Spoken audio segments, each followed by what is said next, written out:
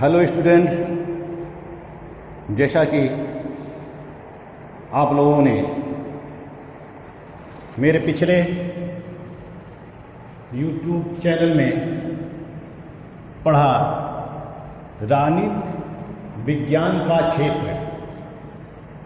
राजनीति विज्ञान का क्षेत्र, राजनीति विज्ञान के क्षेत्र को भी दो भागों में बांटा गया है। जैसा कि राजनीति विज्ञान की परिभाषाएं हैं, परिभाषाओं को भी दो दृष्टिकोण से अध्ययन किया जाता है। पहला दृष्टिकोण है परंपरागत दृष्टिकोण, दूसरा दृष्टिकोण है आधुनिक दृष्टिकोण। तो राजनीति विज्ञान की अर्थ परिभाषा, प्रकृति और क्षेत्र को दो भागों में बांटते हैं। पहला है परंपरागत दृष्टिकोण, दूसरा है आधुनिक दृष्टिकोण। राजनीति विज्ञान की परिभाषा को भी हमने दो दृष्टिकोण से पढ़ा और राजनीति विज्ञान के क्षेत्र को भी हम दो दृष्टिकोण से पढ़ रहे हैं। पहला दृष्टिकोण कल मैंने बताया आपको, राजनीति विज्ञान का परंपरागत दृष्टिकोण। राजनीति विज्ञान का परंपरागत दृष्टिकोण। आज हम राजनीति विज्ञान के क्षेत्र का डिस्कशन करेंगे। राजनीति विज्ञान के क्षेत्र का डिस्कशन करेंगे। राजनीति विज्ञान का क्षेत्र, तो स्टूडेंट सबसे पहले हम जानते हैं क्या, सबसे पहले हम यह जानते हैं कि क्षेत्र क्या होता है।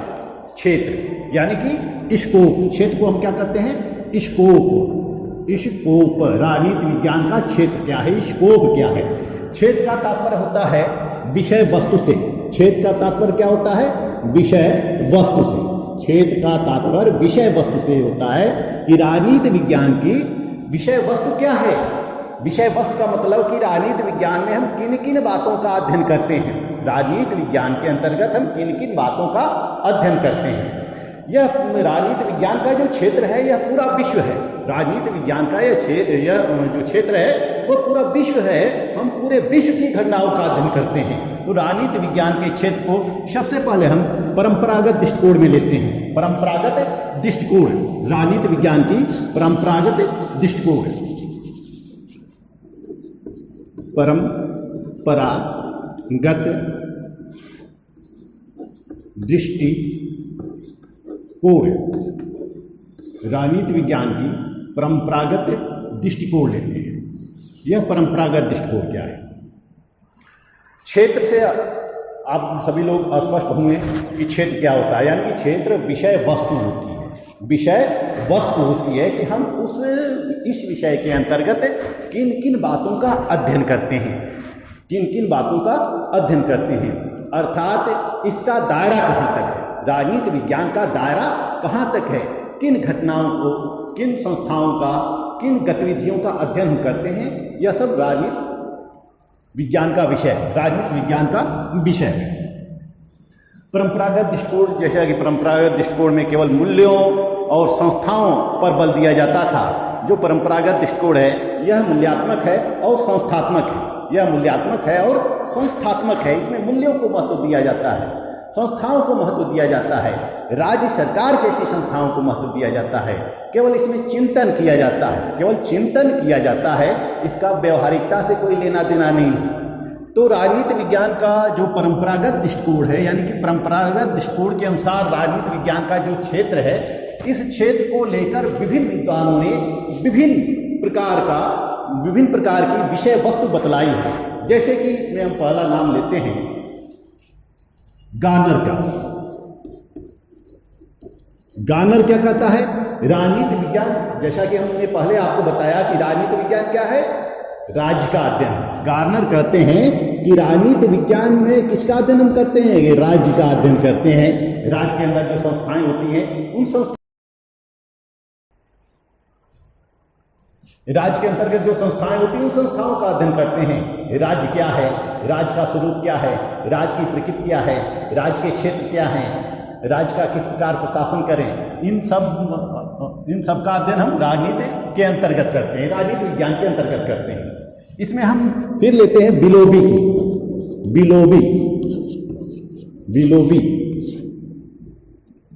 बिलोबी कहते हैं कि राजनीति विज्ञान के अंतर्गत हम किनका अध्ययन करते हैं?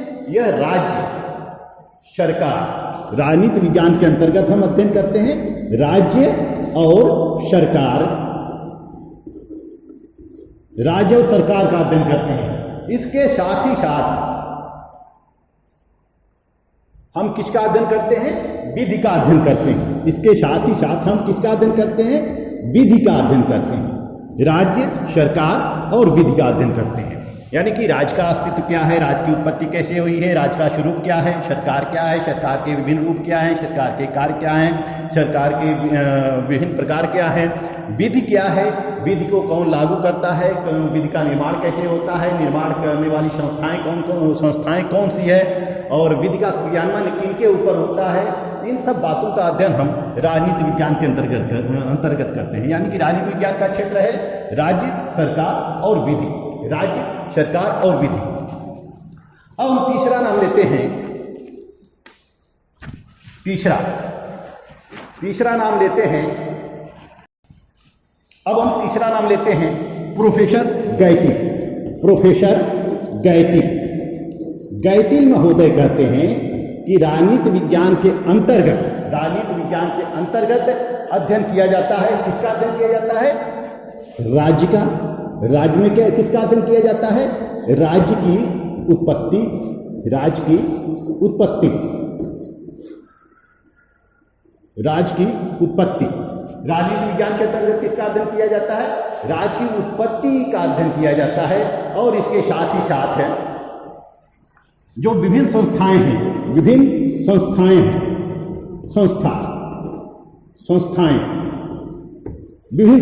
हैं, उनका विकास कैसे हुआ है। यानी कि राज्य का विकास कैसे हुआ है, राज्य की उत्पत्ति कैसे हुई है, राज्य के अंतर्गत जो विभिन्न संस्थाएं जैसे कि कार्यपालिका, व्यवस्थापिका, न्यायपालिका, ये सारी संस्थाएं कार्य करती हैं। इन संस्थाओं का विकास कैसे हुआ है। इसके बाद दूसरा पॉइंट यह बताते हैं कि राजनीति विज्ञान के अंतर्गत राजनीतिक संस्थाओं की उत्पत्ति, यानी कि संस्थाओं की उत्पत्ति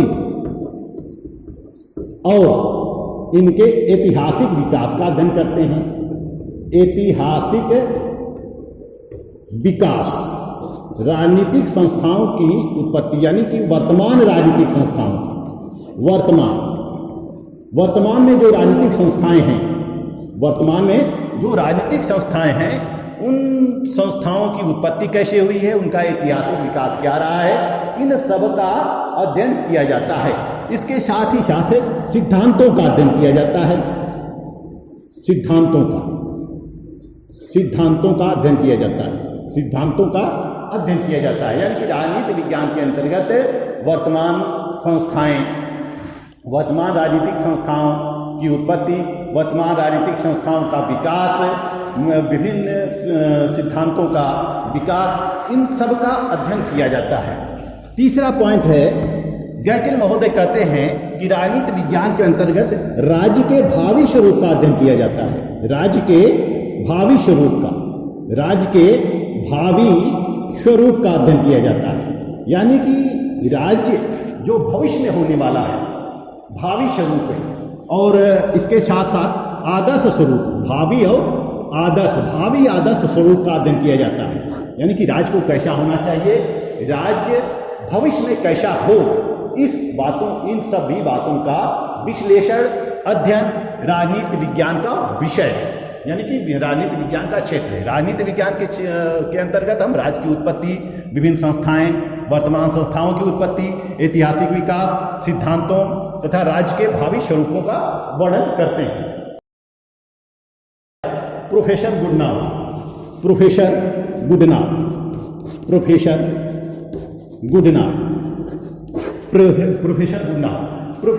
कहते हैं कि राजनीति विज्ञान इस बात का अध्ययन करता है, यानी कि राजनीति विज्ञान के क्षेत्र के अंतर्गत समाहित है राज्य। अब तक हमने जितने भी क्षेत्र के बारे में पढ़ा और जितने भी विद्वानों के विचारों को हमने जाना, सभी ने राज्य को ही महत्व दिया है कि राजनीति विज्ञान किसका अध्ययन है, राज्य का अध्ययन है। राजनीति विज्ञान किसका अध्ययन है, राज्य का अध्ययन है। तो प्रोफेसर गुडनाव कहते हैं कि राजनीति विज्ञान भी राज्य का अध्ययन है। राजनीति विज्ञान के अंतर्गत हम अध्ययन करते हैं कि राज्य की इच्छा का निर्माण, राज्य की इच्छा का निर्माण, राज्य की इच्छा का निर्माण कैसे हुआ? राज्य की इच्छा का निर्माण कैसे हुआ है? राज्य की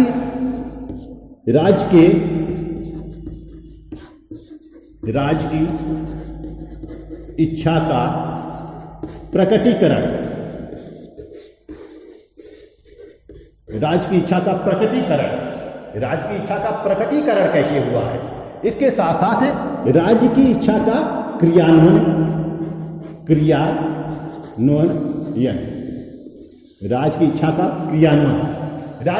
क्रियान्वयन कैसे हुआ है? इन सभी बातों का अध्ययन करते हैं। यानी कि प्रोफेसर गुरनाव कहते हैं कि राजनीति विज्ञान के अंतर्गत राज्य की इच्छा का निर्माण, यानी कि राज्य की उत्पत्ति कैसे हुई है, राज्य का विकास कैसे हुआ है, राज्य की इच्छा का प्रकटीकरण, क्योंकि ये जो राज्य है सरकार के रूप में प्रकट होता है, तो राज्य को सरकार के रूप में प्रकट होने में किन किन परिस्थितियों का सामना करना पड़ा है और कैसे कैसे राज्य से सरकार का अस्तित्व होता है, और फिर जो सरकार विभिन्न विधियों का क्रियान्वयन करती है, यानी कि जो राज्य के अंतर्गत जो सरकारें होती हैं वह अपनी नीतियों का क्रियान्वयन करती हैं। इन सब बातों का अध्ययन हम राजनीति विज्ञान के अंतर्गत करते हैं। यानी कि राजनीति विज्ञान के क्षेत्र के अंतर्गत इन सब बातों का अध्ययन हम करते हैं।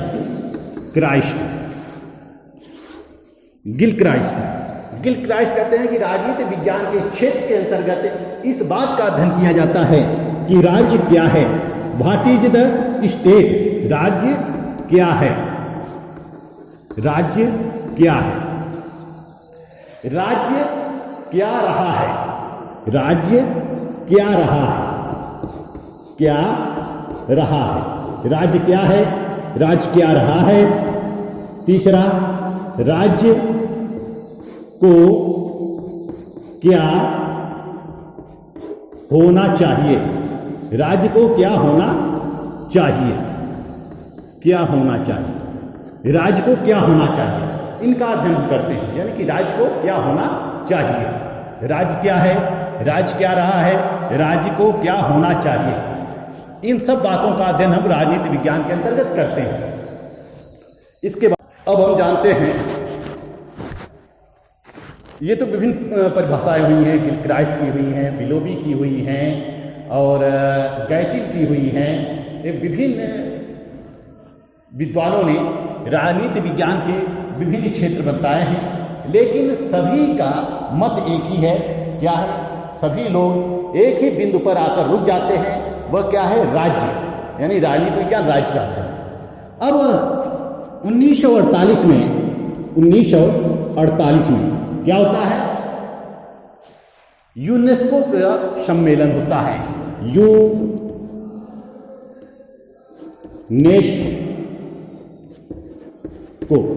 यूनेस्को का सम्मेलन होता है। इस सम्मेलन में अमेरिका से, ब्रिटेन से, फ्रांस से विभिन्न राजनीति शास्त्रियों की बैठक बुलाई जाती है। यानी कि राजनीति में शास्त्रियों का सम्मेलन होता है।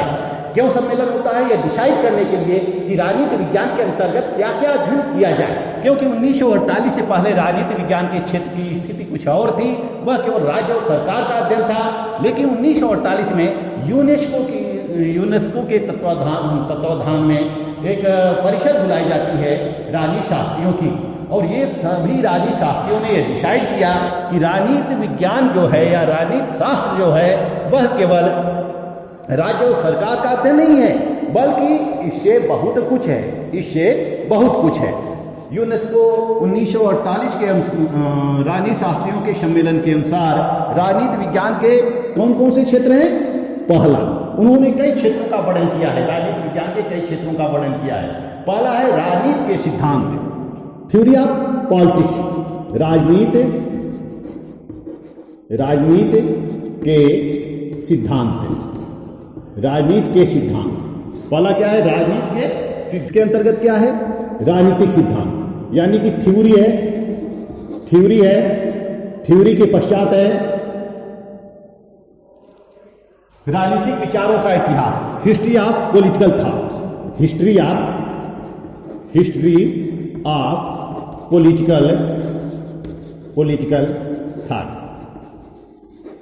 History of political thought. यानी कि राजनीति के सिद्धांत के अंतर्गत हम क्या पढ़ते हैं? थ्योरी पढ़ते हैं। थ्योरी का मतलब राज्य क्या है, व्हाट इज द स्टेट, और राज्य की उत्पत्ति कैसे हुई है, राज्य की उत्पत्ति के विभिन्न सिद्धांत हैं, जैसे कि दैवी सबसे प्राचीन सिद्धांत जो है दैवी उत्पत्ति का सिद्धांत है, फिर क्या है शक्ति सिद्धांत है, समझौतावादी सिद्धांत है, ऐतिहासिक या विकासवादी सिद्धांत है, विभिन्न सिद्धांत हैं।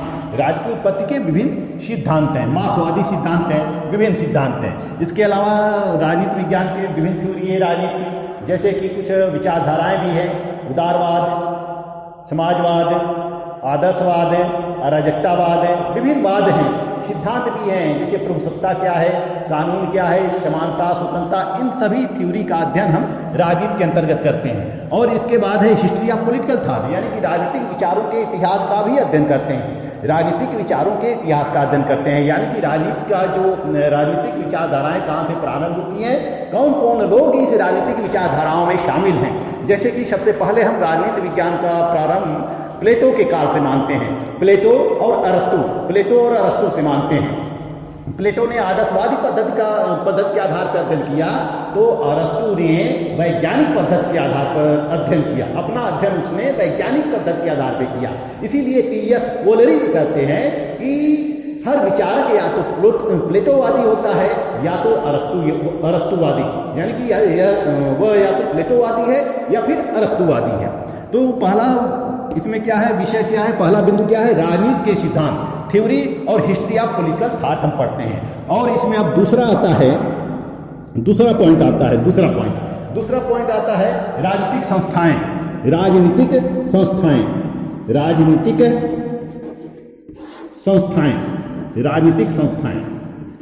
राजनीतिक संस्थाओं के अंतर्गत क्या है, राजनीतिक संस्थाओं के अंतर्गत क्या है, यानी कि संविधान क्या है, संविधान, इसके अंतर्गत क्या है, संविधान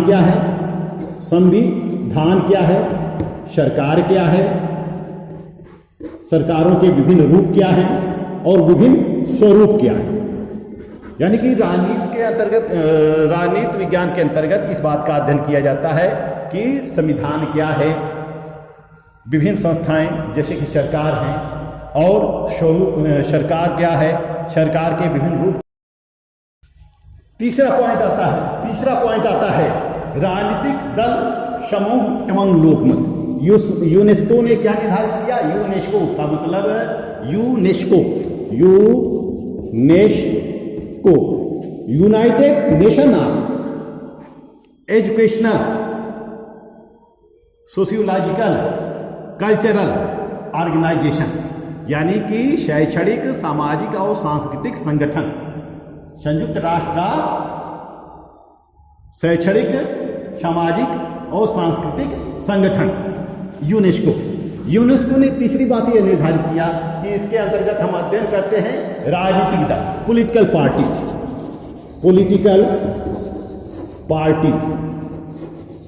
पार्टीज का अध्ययन करते हैं। और किसका अध्ययन करते हैं, ग्रुप्स का, विभिन्न समूह जो होते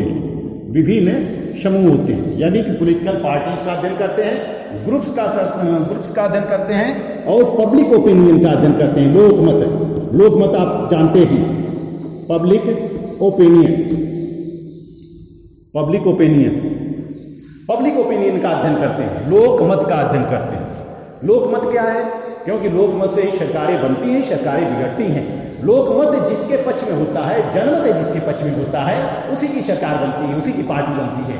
अगर जो सत्ताधारी दल है बस उस सत्ताधारी दल से जनमत बिल्कुल विपरीत हो जाए तो सरकार का पतन निश्चित है। इसलिए हम राजनीति विज्ञान के अंतर्गत राजनीतिक दलों का अध्ययन करते हैं, राजनीतिक समूहों का अध्ययन करते हैं, हित समूहों का अध्ययन करते हैं और लोकमत का अध्ययन करते हैं, पब्लिक ओपिनियन का अध्ययन करते हैं। इसके अलावा अब राजनीति विज्ञान के अंतर्गत यूनेस्को ने एक चौथा बिंदु बताया। वो चौथा बिंदु क्या है, राजनीति विज्ञान के अंतर्गत हम अंतरराष्ट्रीय संगठन का अध्ययन करते हैं। राजनीति विज्ञान के अंतर्गत हम अंतरराष्ट्रीय, इंटरनेशनल ऑर्गेनाइजेशन का, अंतरराष्ट्रीय संगठन, international organisation, international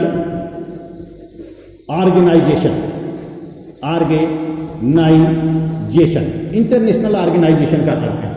international organisation जैसे कि ओपेक है, आसियान है, द6 है, गुटनिरपेक्ष है, G7 है, G20 है, 15 है। इसी तरह से विभिन्न छोटे छोटे संगठन हैं, ऑर्गेनाइजेशन हैं इस पूरे विश्व में। और इसके अलावा संयुक्त राष्ट्र संघ के भी विभिन्न ऑर्गेनाइजेशन हैं। इन सभी ऑर्गेनाइजेशन का अध्ययन हम किसके अंतर्गत करते हैं? अंतर्राष्ट्रीय राजनीति विज्ञान के अंतर्गत करते हैं। तो इस तरह से यह राजनीति विज्ञान का क्षेत्र है विभिन्न विद्वानों के अनुसार, जैसा कि गैटिल ने बताया, गार्नर ने बताया, विलोबी ने बताया, गिलक्राइस्ट ने बताया और गुडनाव ने बताया, प्रोफेसर गुडनाव ने बताया। तो इन सभी ने राजनीति विज्ञान के क्षेत्र से अवगत कराया है, राजनीति विज्ञान के क्षेत्र से हमको अवगत कराया है। अभी तक हम लोगों ने पढ़ा राजनीति विज्ञान का क्षेत्र, परंपरागत दृष्टिकोण, और उस परंपरागत दृष्टिकोण में विभिन्न विद्वानों का जो विचार व्यक्त किए गए हैं, उन विचारों से मैंने आपको अवगत कराया। अब हम राजनीति विज्ञान के क्षेत्र को एकीकृत रूप में पढ़ेंगे। सभी विद्वानों को मिलाकर एकीकृत रूप से परंपरागत राजनीति विज्ञान के क्षेत्र का अध्ययन करेंगे, यानी कि एकीकृत, एकीकृत। जैसा कि परंपरागत राजनीति विज्ञान में आप लोगों ने जाना कि परंपरागत राजनीति विज्ञान के अंतर्गत मूल्यों और संस्थाओं का अध्ययन किया जाता है, मूल्यों और संस्थाओं का अध्ययन किया जाता है।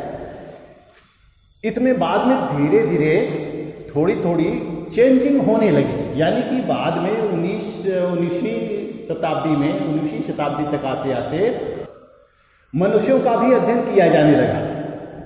ऐसे में परंपरागत राजनीति विज्ञान का क्षेत्र क्या है? पहला परंपरा, ये राज्य का अध्ययन है। ये किसका अध्ययन है? यह राज्य का अध्ययन है। और राज्य का अतीत कैसा था, राज्य का वर्तमान कैसा है, राज्य का भविष्य कैसा होगा, इन सब बातों का हम अध्ययन करेंगे। अब दूसरा है सरकार का अध्ययन, सरकार का अध्ययन। तीसरा है मनुष्य का अध्ययन, मनुष्य का अध्ययन। राजनीति विज्ञान के अंतर्गत राज्य का अध्ययन किया जाता है, सरकार का अध्ययन किया जाता है कि सरकार के विभिन्न रूप कौन कौन से, हालांकि ये सब हमने आपको पहले ही बता दिया, बहुत अधिक विश्लेषण करने की जरूरत नहीं है। मानव का अध्ययन किया जाता है, जैसा कि कैटलिन कहते हैं, मानव का अध्ययन यानी मनुष्य। कैटलिन महोदय कहते हैं कि राजनीति विज्ञान नियंत्रक और नियंत्रित के संबंधों का अध्ययन है। राजनीति विज्ञान किसका अध्ययन है? नियंत्रक और नियंत्रित के संबंधों का अध्ययन है। इसी तरह से अरस्तु कहते हैं कि राज्य की उत्पत्ति सदजीवन के लिए हुई है। राज्य की उत्पत्ति किसके लिए हुई है? सदजीवन के लिए हुई है, और सदजीवन के लिए ही इसका अस्तित्व बना हुआ है। यानी कि राज्य का उद्देश्य क्या है? सदजीवन, अच्छा जीवन देना, अपने नागरिकों को अच्छा जीवन देना ही राज्य का उद्देश्य होना चाहिए। यानी कि सद्गुणों की प्राप्ति, सभी व्यक्ति राज्य के अंदर रहकर सद्गुण की प्राप्ति करें, तभी राज्य का उद्देश्य सार्थक होता है। वही देखिए, राज्य का अध्ययन हो गया, सरकार का अध्ययन हो गया, मनुष्य का अध्ययन हो गया। चौथा है स्थानीय। चौथा क्या है? स्थानीय, प्रादेशिक, स्थानीय, प्रादेशिक और अंतर्राष्ट्रीय समस्याओं का अध्ययन, और अंतर्राष्ट्रीय